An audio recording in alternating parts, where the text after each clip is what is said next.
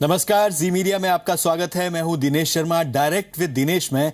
इस बार मेरे साथ है पंजाब बीजेपी के अध्यक्ष विजय सांपला। विजय जी, आपका बहुत बहुत स्वागत है जी मीडिया में। थैंक यू जी।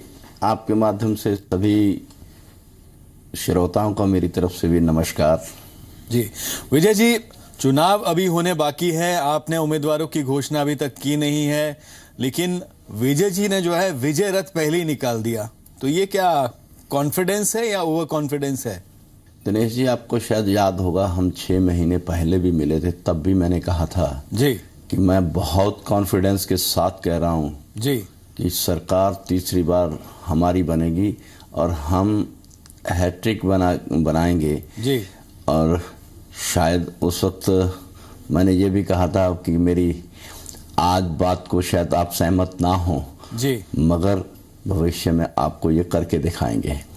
जी जी। इस कॉन्फिडेंस का राज क्या है? हालात ऐसे लग रहे राज क्या है इस कॉन्फिडेंस का? शायद हमारा इस कॉन्फिडेंस का राज यही है कि मेरी जिंदगी में मैंने अपने बुलंद हौसलों से अगर कभी जंग मैदान में उतरना है तो कमजोर हौसलों के साथ कोई भी जंग नहीं लड़ी जा सकती, और बुलंद हौसलों के साथ चलते हैं तो लोगों में, आपके कार्यकर्ताओं में भी विश्वास बढ़ता है। और उसी कॉन्फिडेंस से कह रहा हूं मैं कि जिस तरह से मैं जोश कार्यकर्ताओं का बीच में देख रहा हूं, और उसी कॉन्फिडेंस को देखते हुए मैं कह रहा था कि सरकार हमारी बनेगी। और जिस तरह की दूसरी विपक्ष की नालायकियों को मैं देख रहा था, तो उसी के आधार पे मैं कह सकता था कि बहुत ज्यादा देर चलने वाला ये मटेरियल नहीं है। जी जी। आम जनता भी पार्टी के साथ कहीं नजर आ रही है आपको? देखिए, आम जनता ही ये हमें बता रही है, लोगों का विश्वास ही जो हमें हौसला दे रहा है। क्योंकि जब से मैंने ये विजय रथ भी निकाला, विजय संकल्प यात्रा निकाली है, तब से सिर्फ कार्यकर्ता नहीं, लोगों की जो विश्वास, जो उनका अंदर का कॉन्फिडेंस है, जो हमारे कॉन्फिडेंस को बढ़ा रहा है। और ये पब्लिक में एक बहुत बड़ा विश्वास है, क्योंकि बाकियों में कहीं भी, किसी भी दूसरी पार्टी में लोगों को बताने के लिए कुछ नहीं है।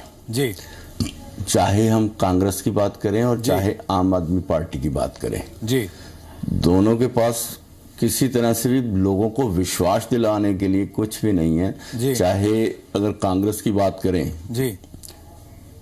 आज जिस तरह हम अकाली दल और भारतीय जनता पार्टी के लोग चुनाव के लिए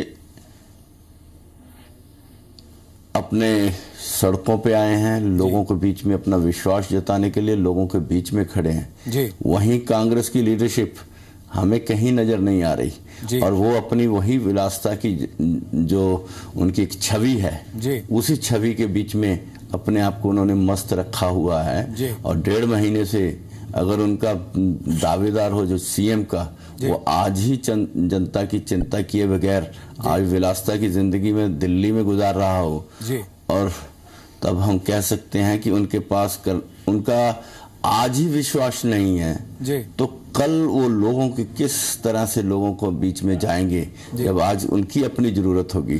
तो इसका सब विजय जी, आप कैप्टन अमरिंदर सिंह की बात कर रहे हैं कि वो दिल्ली में है, दिल्ली में मौजूद है, लेकिन दिल्ली में बैठ के हो रही है उन्होंने अपनी सूची निकाल दी है उम्मीदवारों की, बीजेपी की अभी कोई सूची भी नहीं आई है। देखिए, हमारे यहाँ पे मैंने पहले भी कहा था कि ये हमारे एक सिस्टम है, और हमारे चुनाव जो है पार्टी के सिंबल के ऊपर लड़े जाते हैं, और पार्टी के बीच में विश्वास होता है, पार्टी की विचारधारा के ऊपर विश्वास होता है, पार्टी की लीडरशिप के ऊपर विश्वास होता है।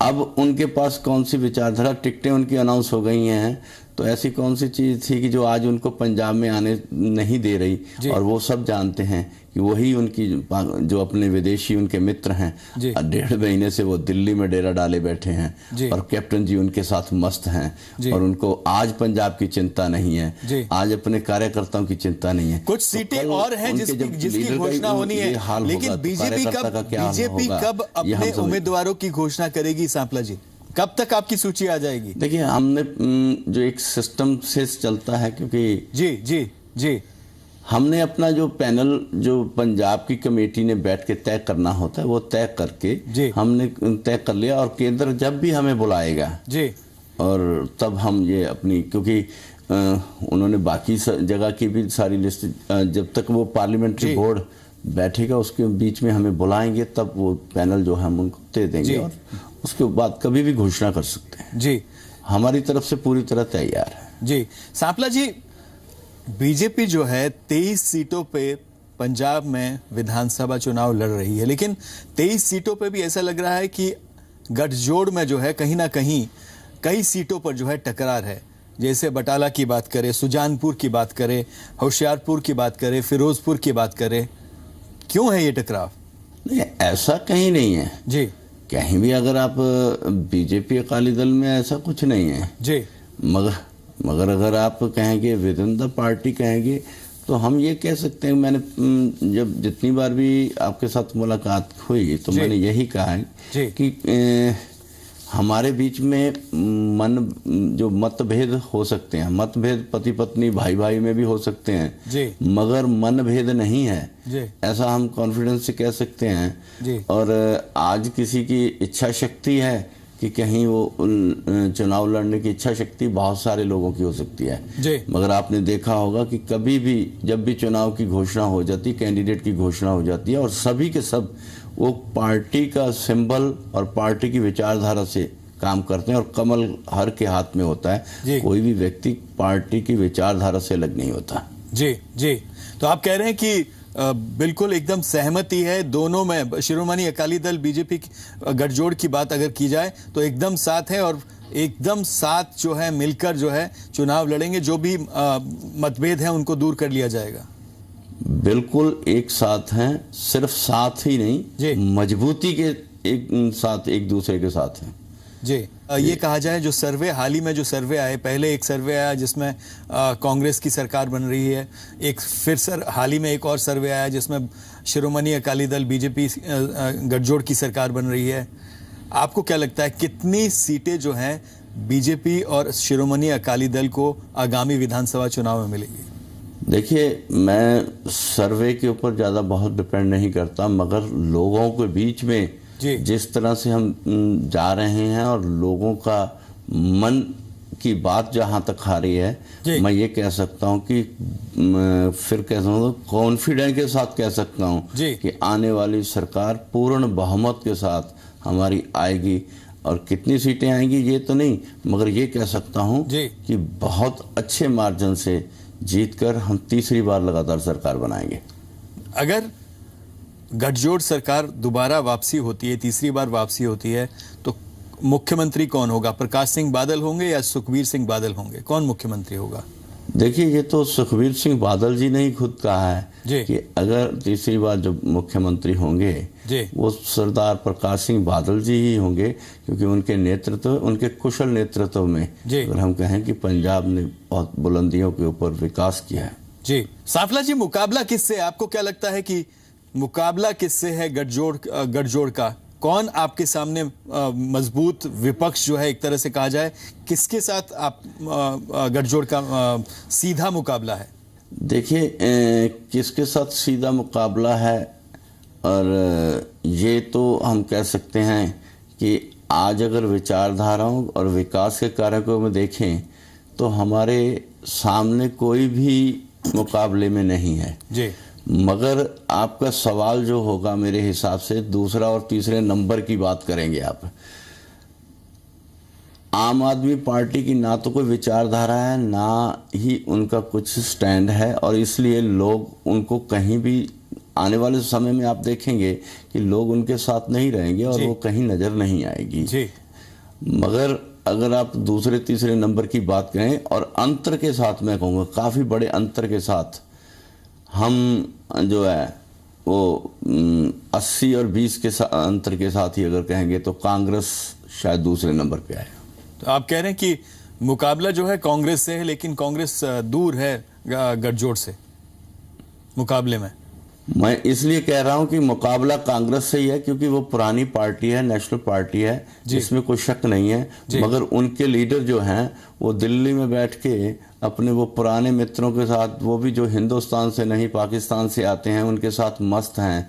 और आज की डेट में जब उनकी लीडरशिप ये मस्त होगी तो अंतर तो मैंने 80-20 का कहा है इससे ज़्यादा भी हो सकता है। जी, आपको लगता है आम आदमी पार्टी पंजाब में कहीं रेस में नहीं है? आप यही कह रहे हैं कि मुकाबला कांग्रेस से, आम आदमी पार्टी कहीं रेस में नहीं है? मैं ये कह सकता हूं कि आम आदमी पार्टी नाम की कोई पार्टी राजनीतिक पार्टी नहीं है, ना ही उनकी कोई विचारधारा है। वो तो एक नौटंकी है और नौटंकी में वो रोजाना नया सीन बदलते हैं और लोग अब ऊब चुके हैं उनकी वो बात से। चाहे वो दिल्ली के काम को देखते हैं, जहां उन्हें जितने भी मैनिफेस्टो में जो कहा, एक भी लाइन उसके ऊपर काम नहीं किया और सवाए अपनी वो नाकामियां छुपाने के लिए प्रधानमंत्री जी को उल्टा सीधा बोल के सेंसलेस की जो उत्पत्ति की वो सेंसलेस बातें करके लोगों का ध्यान दूसरी तरफ आकर्षित कर सकते हैं। मगर उनकी भी कुछ भी अचीवमेंट कहीं देखेंगे तो जीरो से भी अगर कहेंगे -0 कहें तो वो है। तो इसलिए मैं ये कहूँगा कि पंजाब के लोग जो हैं पूरी दुनिया में बैठे हैं और पूरी दुनिया में सिर्फ काम करने के लिए नहीं, हर देश जिस देश में गए हैं वहाँ की राजनीति में अहम भूमिका निभा रहे हैं। उनकी राजनीति में काम करते हुए उनके देश की रक्षा करने के लिए, उनकी देश की उन्नति के लिए काम कर रहे हैं। और चाहे देखें तो हम विदेशों में हमारे रक्षा मंत्री भी कनाडा के, वो पंजाब के हैं। मेरे तो ये भी गर्व है कि वो मेरे होशियारपुर से हैं। मगर पंजाबी अगर जाकर किसी विदेश में जाकर दूसरे देशों में जाके अपना सियासत में अपना ये मुकाम स्थापित कर सकता है और दूसरे देश की रक्षा कर सकता है, तो पंजाब के लोग अपने प्रदेश की रक्षा करना जानते हैं। अगर और इसमें पंजाबियों की रक्षा के मामले में पंजाबियों को विरासत में महारत मिली हुई है। तो ऐसे लोगों को यहाँ पे मुंह लगाने के लिए कहीं नहीं छोड़ेंगे। और जहां तक आप देखें कि उनके ही पार्टी के लोग, कोई उनके ऊपर करप्शन के चार्ज लगा रहा है, कितने करोड़ रुपए की टिकट बेची है, चाहे उनके देखें करैक्टर की बात हो, सभी जगह से करैक्टर, उनके करैक्टर की कंप्लेंट्स हम नहीं कर रहे, उनकी पार्टी के लोग कर रहे हैं। और अगर नशे की यहाँ पे बात कर रहा है कि पंजाब में नशा खत्म कर दें, उन्हीं की पार्टी के लोगों ने कहा जितने दिल्ली से भेजे हैं सारे के सारे नशेड़ी हैं। और आज अगर कहें कि सबसे दुनिया का सबसे भ्रष्ट और ये कैसे सेंसलेस व्यक्ति है तो वो उनका केजरीवाल है। तो उसके कारण ही लोगों का विश्वास उस पार्टी में अब नहीं रहेगा। पंजाब के लोग अगर दूसरों की रक्षा कर सकते हैं तो अपनी रक्षा करना वो खुद बहुत बेहतर से जानते हैं। जी, तो आप कह रहे हैं कि पंजाब के जो लोग हैं, पंजाब की जो जनता है, उनको वो रिजेक्ट कर चुके हैं एक तरह से। आप ये कह रहे हैं, क्या कारण रहे आपको लगता है कि जो पंजाब की जनता के बीच, पंजाब की ये कहा जाए कि जो उन्होंने अपनी पैंट बनाई थी एक तरह से ये कहा जाए, उस क्यों पंजाब की जनता की नजरों से वो गिर गए? क्योंकि उनकी करनी और कथनी में बहुत अंतर है। यहाँ उन्होंने कहा था कि मैं सीएम बनूंगा तो कोई सुरक्षा नहीं लूंगा, मैं कोई कोठी नहीं लूंगा, मैं गाड़ी नहीं लूंगा, सब कुछ लिया। आज कोई विभाग ना होते हुए भी 300 लोगों से भी बड़ा एक जो है स्टाफ उनके पास रखा है। और उन्होंने कहा था कि हम स्कूल बनाएंगे, 200 स्कूल बनाएंगे। अभी तक किसी भी स्कूल को फाइल के ऊपर भी नहीं लाया गया कि यहाँ पर लगाए। और अगर फाइल पे शुरू हो तो उसको भी, प्रतिक्रिया को भी, यहाँ पे इनके हिसाब से तो 5-5, 10-10 साल लग सकते हैं, मगर फिर भी आराम से भी लें तो कम से कम 6 महीने लग जाते हैं वो सारी प्रतिक्रिया पूर्व। और 1.5 साल उनका बीत जाने के बाद अभी तक उन्होंने फाइल पे काम नहीं शुरू किया। और ऐसा ही उन्होंने कॉलेज कहा था कि हम कॉलेज बनाएंगे, और एक भी कॉलेज के लिए उन्होंने काम शुरू नहीं, फाइल वर्क भी नहीं शुरू हुआ। उन्होंने कहा था कि ये गरीब के झोपड़पट्टी में जहां लोग बैठे हैं, जहां बैठे वहीं उनको बड़ा घर बना के देंगे। अभी तक इसका भी काम शुरू नहीं हुआ। वाईफाई और ये सीसीटीवी कैमरे के लोग जो मजाक आज दिल्ली के लोग यहाँ पे आके बयान कर रहे हैं, मनोज तिवारी जी कहें कि यहाँ पर अगर आके वो नशे की बात करते हैं कि नशा खत्म कर देंगे, उनके वो तो सारे खुद सारे नशे में लगे हुए हैं जो भी उनकी लीडरशिप है।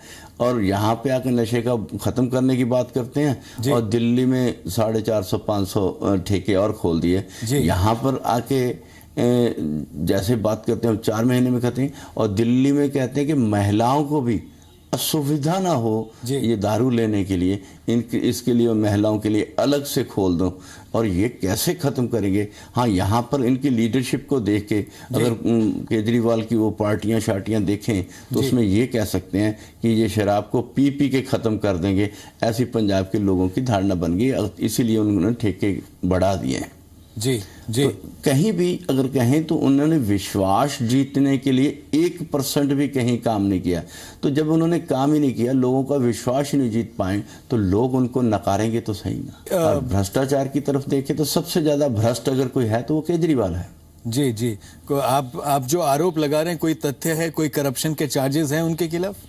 यहाँ पे आकर देखें तो एक एक व्यक्ति हर सीट पे विधानसभा पे कह रहा है, जो कह रहा है कि मुझसे इन्होंने 2 करोड़ रुपए लिए, कोई कह रहा है मेरे 50 लाख ले लिए। ये सब बैठे हैं और प्रेस कॉन्फ्रेंस करे। कल भी मुझे पता लगा कि कल चंडीगढ़ में इनके जो पुराने कार्यकर्ता रहे, कर्मठ कार्यकर्ता और मेन कार्यकर्ता, कुछ विदेशों से जहां से फंड लेके आके करप्शन किया, करप्शन वो सब सामने है ना। वो सब केजरीवाल सीधे उसमें दोषी हैं। जी, लेकिन वो कहते हैं कि इसकी जांच क्यों नहीं कराते? सेंट्रल ब्यूरो ऑफ इन्वेस्टिगेशन जो है केंद्र में आपके एनडीए की सरकार है, क्यों सीबीआई इसकी जांच नहीं करती? कल जो उनके विदेशों में बैठे सभी मित्र थे, उन्होंने भी आके कहा कि ये हमें हिसाब क्यों नहीं देते। जी, उन्होंने केजरीवाल को कहा कि जो हमसे पैसे लिए, जो हमसे भ्रष्टाचार किया टिकटों लेने के लिए, उसका हिसाब क्यों नहीं देते। तो ये लोगों को जवाब देना। हम तो लोगों के दरबार में गए, हम कोर्ट के दरबार में नहीं। लोग जिन्होंने पैसे दिए हैं, जिनके साथ केजरीवाल ने ठगी मारी है, वो सामने प्रेस में आए तो केजरीवाल बोलते क्यों नहीं, उनको जवाब क्यों नहीं देते? जी, तो इसका मतलब वो दोषियां इसलिए नहीं बोल रहे। जी, लेकिन सांपला जी, आपको नहीं लगती कि इसकी जांच होनी चाहिए? केंद्रीय agency central bureau of investigation को इसकी जांच करनी चाहिए ताकि सच्चाई सामने आ सके। चुनाव जो होते हैं वो लोगों के बीच में विश्वास जीतने के। आप विश्वास की बात कर रहे हैं जी। सच्चाई मैं यही कह रहा हूं ना कि लोगों के बीच में जिन्होंने पैसे दिए हैं वो खुद कह रहे हैं कि मैंने दिए हैं, मैंने इतने दिए। कोई कह रहा है मैंने करोड़ रुपए दिया, कोई कह रहा है मैंने 50 लाख रुपए, देखो 2 करोड़ रुपए। तो उनके सीधे जवाब क्यों नहीं देते फिर केजरीवाल? जी, ये मैं तो नहीं दोषी, मैं तो नहीं इल्जाम लगा रहा, उसी के पार्टी के उसी के साथी ये ब्लेम लगा रहे हैं जिनको इन्होंने पदवियां दी हुई थी। कोई एनआरआई सेल का कल बता रहे थे वो प्रेस का, वो हमारे साथ बात करके नहीं जा रहे, वो हमें पता भी नहीं है। मगर वो जो इन्हीं के पार्टी के पुराने साथी हैं, अगर वो कह रहे हैं कि मेरे साथ इतना पैसा इन्होंने गड़बड़ किया, क्योंकि इन्वेस्टिगेशन तो तब करेंगे ना कि जब ये जिनसे पैसा लिया है वो उसका कहीं हिसाब दिया हो। वही तो कह रहे हैं कि हमसे जो पैसे लिए वो कहाँ है, किस खाते में, ये हमें बताएं। जब ये खाते में डालेंगे इन्वेस्टिगेशन तो तब करेगी। आप कह रहे हैं कि वो आरोपों की राजनीति करते हैं और खुद जब अपने पर आरोप लगते हैं तो उसका कोई जवाब नहीं देते हैं। बिल्कुल, और वो भी आरोप भी वो इसलिए सीधा प्रधानमंत्री जी के ऊपर लगाते हैं ताकि मीडिया में खबर बने और जो उसके अपने आरोप उसमें छुप जाएं। मगर हकीकत ये जो है वो उनको सामने लानी ही होगी। और केजरीवाल दोषी हैं ये उनकी पार्टी के लोग कहते हैं। और जब तक वो अपनी बात, अगर हम पे कोई आरोप लगता है तो हम जनता के दरबार में जाके उसकी सफाई भी देते हैं, उसकी सच्चाई भी बताते हैं। मगर ये क्यों नहीं बताते? जो पहले वो कह रहे थे कि हम लिस्टें वो वेबसाइट पे डालेंगे, ये करेंगे, क्यों नहीं डाल रहे उनके जो उन्होंने भ्रष्टाचार के रूप में पैसे इकट्ठे किए? और सीधा सीधा दोषी है वो केजरीवाल है। जी जी। क्या विजय जी, आपको लगता है कि ड्रग्स पंजाब में मुद्दा नहीं है, इशू नहीं है, ड्रग्स समस्या नहीं है और इस कारण जो है कोई इशू भी नहीं है पंजाब में? देखिए, ऐसा नहीं कह सकते। मैं तो ये कहता हूं कि दुनिया में कोई मोहल्ला, कोई शहर, कोई प्रदेश, कोई देश, पूरी दुनिया में ऐसा नहीं है जहां ड्रग्स नहीं है। और पंजाब भी इससे अछूता रहेगा ऐसा भी नहीं है। मगर मैं ये कहूंगा कि जिस तरह से यही केजरीवाल ने पंजाब को बदनाम करने की कोशिश की, आज उसी के पार्टी के लोग यही कह रहे हैं कि केजरीवाल और केजरीवाल के साथी सब नशों में ग्रस्त हैं, ड्रग लेते हैं। और ये भी उन्होंने ही कहा, हम नहीं कह रहे कि वो नशों में ग्रस्त लोग भेजे हुए हैं। हम ये कह सकते हैं कि पंजाब नशे की ग्रस्त में नहीं है, ऐसा नहीं मैं कह सकता। मगर ये भी कहूंगा कि जिस तरह से बदनाम कर रहे हैं उसकी अगर बाकी प्रदेशों से या बाकी देशों के साथ अगर उनकी तुलना करें तो पंजाब का जो नंबर है बहुत पीछे आएगा।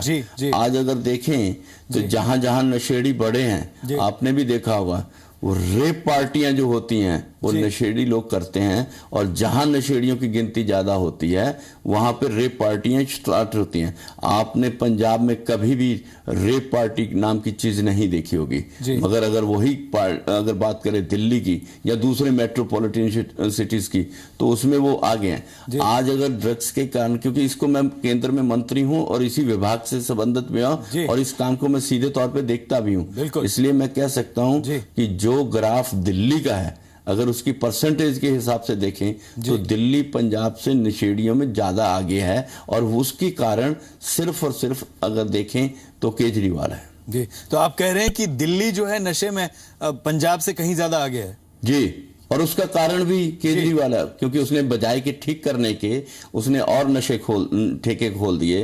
अब एक भी काम ऐसा बताएं जो उन्होंने नशा खत्म करने, जो नशे में ग्रस्त करने के लिए उसने किया हो।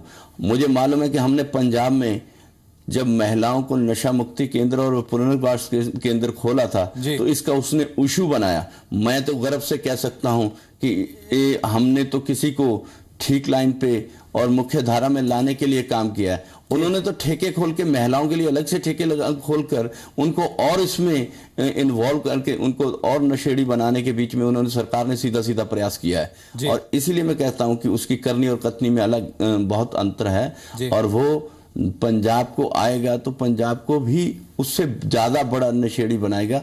और ये रेप पार्टियां भी वो जैसे दिल्ली में उन्होंने कोई काम नहीं किया इसको रोकने के लिए, पंजाब में और बढ़ाएगा, मैं तो ये कहूंगा, और लोग इसको पूरी तरह से समझते भी हैं। जी।